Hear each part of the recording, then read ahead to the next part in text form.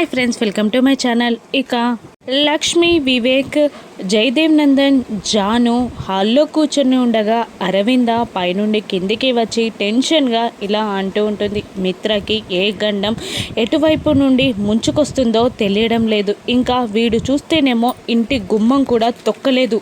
నాకు చాలా భయంగా ఉంది.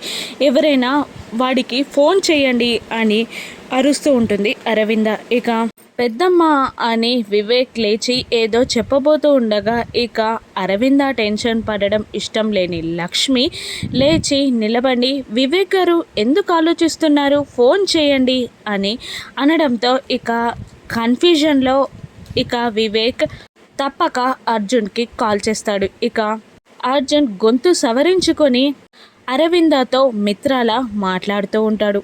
మిత్ర అని అరవింద అంటుండగా, మామ్ నేను కాస్త బిజీగా ఉన్నాను అని అర్జున్ కాస్త మొహమాటంగా భయంతో అరవిందతో మాట్లాడుతూ ఉంటాడు. ఇక మిత్ర గొంతు తేడాగా వస్తుందని గమనించిన అరవింద, ఏమైంది మిత్ర, ఎక్కడున్నావు, ఎలా ఉన్నావు, నీ గొంతేంటి అలా ఉంది అని అడిగేస్తుంది క్వశ్చన్స్ పైన క్వశ్చన్స్ని అర్జున్ని. ఇక అర్జున్ భయంతో సైలెంట్గా ఉండిపోతాడు. మిత్ర మిత్ర అని అరుస్తూనే ఉంటుంది అరవింద. ఇక ఫోన్లో మాట్లాడుతుంది. మిత్ర కాదు అర్జున్ అని అరవింద తెలుసుకుంటుందా?